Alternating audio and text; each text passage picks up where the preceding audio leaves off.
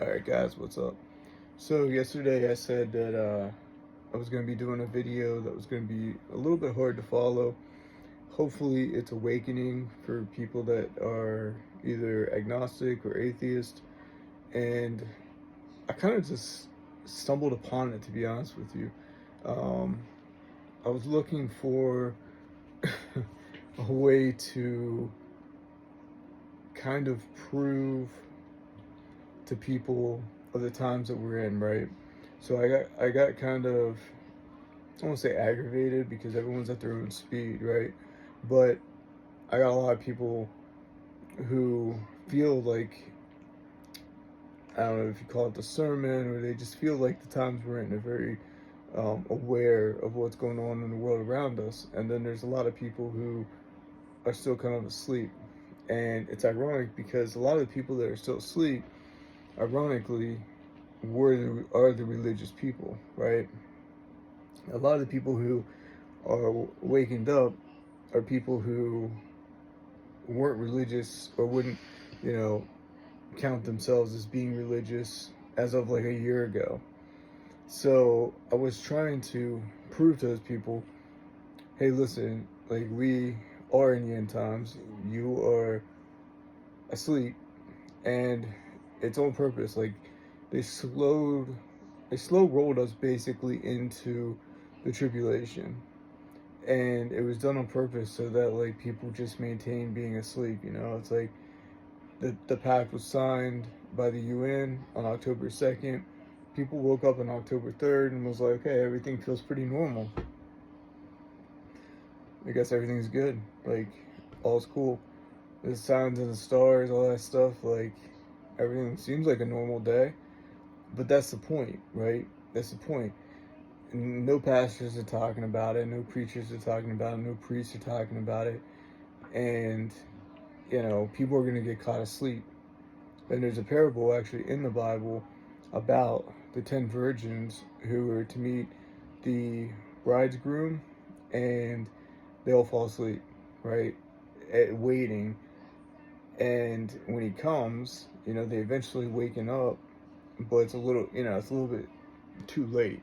They weren't prepared.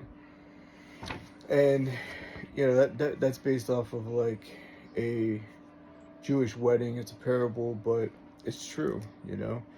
And so I wanted to figure out a way that I could prove that we are, in fact, in those times, even to the most skeptical people. So bear with me here. This is a little bit much, but I figured out a few things. Okay?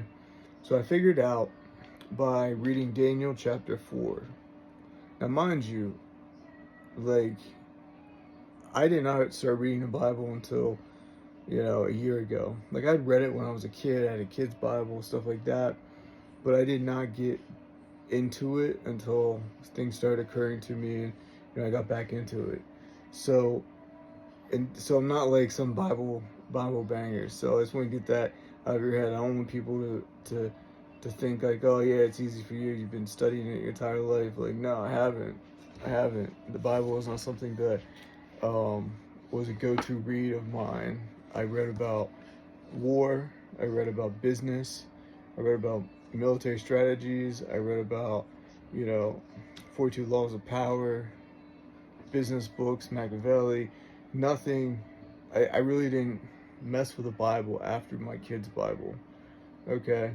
So I didn't belong to a youth group or Bible study or any of this stuff. So this is just within the last year or so that I started getting like hardcore into it. And that's because I'm seeing that things in the Bible are coming true. And I just became, you know, whatever to it. And so anyway, let's go to the video. So, or to the facts, as we've already started the video, obviously. In Daniel chapter 4, it talks about Nebuchadnezzar, who was the king of the Babylonian Empire. Okay? Now, in Revelations, it talks about when the Antichrist will come on the scene, right? He will be the leader of the new Babylon. Okay?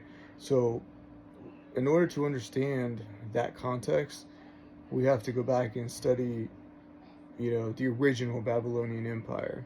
So that's why I went back to Daniel to begin with, was because I wanted to get, of course I've heard of Nebuchadnezzar and I've heard the stories and some of that stuff, but, I wanted to learn more about it because I felt like it was necessary for some reason to understand the new Babylon. Because it says, there's going to be a new Babylon which arises, and out of that Babylon, the leader of that Babylon will be the Antichrist. There will be a false prophet, beast, Antichrist. So I wanted to understand that all better. So in order to do that, I felt like I needed to get the base knowledge of the first Babylonian Empire.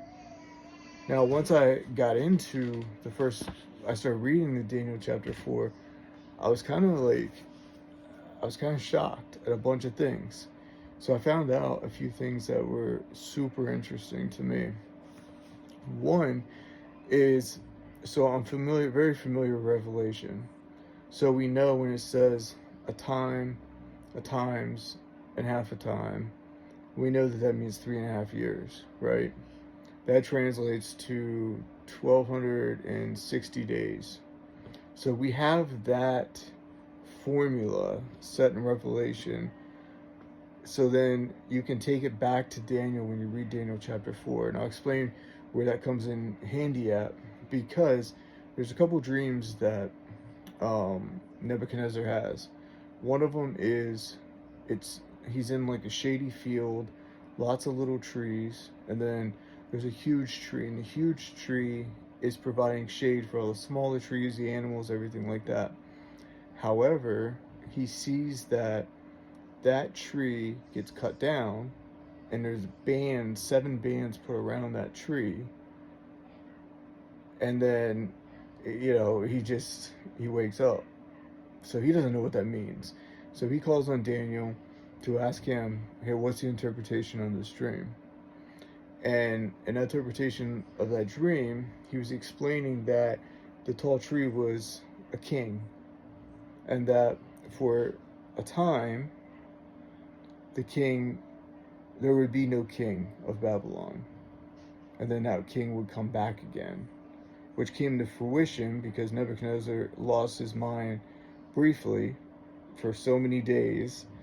I mean, I wrote it down here, how many days exactly. Well, that's easy. It was 2,520 days. He lost his mind. He just went insane. But he came back around and became the ruler again.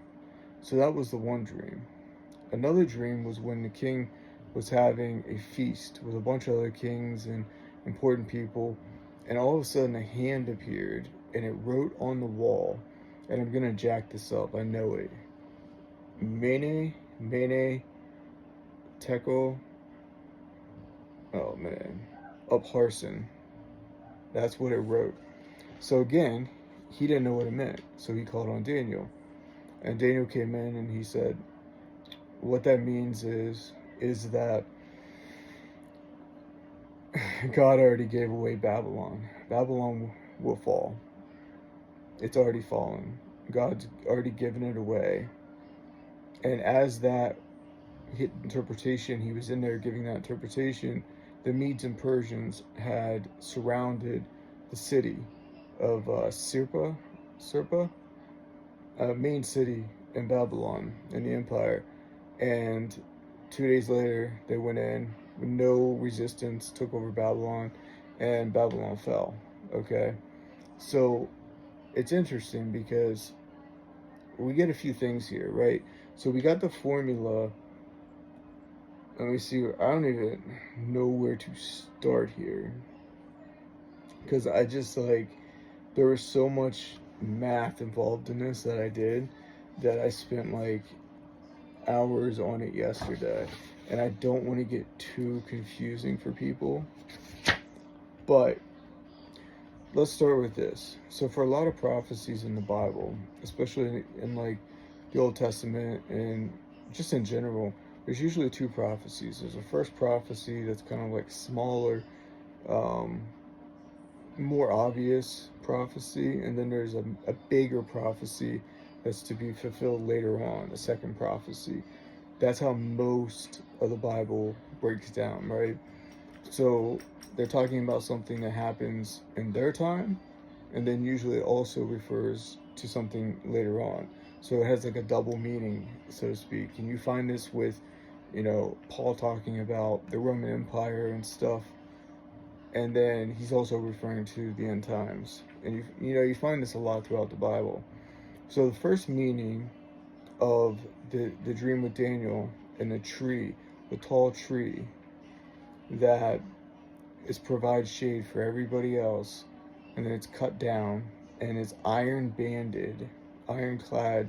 I forget what it said, iron and something else bands, but there's 7 of them, and he says that that shows the amount of time that there will be no ruler for Babylon. Okay, and then after that time is up, the bands are removed, and a new tree will sprout up. So the first meaning of that is Nebuchadnezzar, when he loses his mind. He loses his mind for 2,520 days. Okay? Now, how we get that reference is, well, I don't even know if I want to get into how we got that, but in Revelation 12:14, it talks about 3.5 times is equivalent to 1,260 days, right? So if it's 7 times, 7 bands, we take the 1,260 days, 7 times the 1,260 days turns into 2,520. Okay, Revelation 11:3 also explains how that works with the. So I know what you're saying is 1,260 times, obviously 7 is not equaling 2,520. But I'm saying I'm using the formula. If you use the formula a time, and half a time, it ends up at 3.5. And then, so if you use that same exact formula for that and you apply it in, if you use the same formula in Revelation 12:14 and Revelation 11:3, it comes out to 7 times. Well, 7 times ends up being 2,520 based on that formula. Okay, so I'm gonna try to make like a slide for that to better describe it, because I know it can get kind of confusing unless you're seeing it for yourself. But 3.5 times is 1,260. So you just basically, instead of timesing it by 7, you do 1,260 plus 1,260, and that's where you're getting 2,520, because 3.5 times plus 3.5 times. That's how that's working. So you're just adding those two together, and that's how you get that date. So using the formula in Revelation 11:3 and Revelation 12:14. So that's how that works. Now, here's where it gets interesting. So the first prophecy is with Nebuchadnezzar, and he ends up exactly losing his mind for 2,520 days. Now, when you take it to the New Testament, in Ezekiel, it says 1 day is equal to 1 year. So 1 day in the Hebrew calendar, like 1 day in the New Testament, for example, God told Ezekiel, lay in your right side for 1 day, lay in your left side for 1 day. Okay, he said each day represents a year. Okay, so we know that 1 day equals a year. So now, using the formula of the second half of the prophecy, we take 2,520, but it's not days, right? It's years. So now we know that Babylon will be without a ruler for 2,520 years. Okay? Because we're moving from days to years, because 1 day is equal to a year. And the only reason that we stuck with the formula for the first part is because Daniel said, this is what it is. And Nebuchadnezzar was exactly out of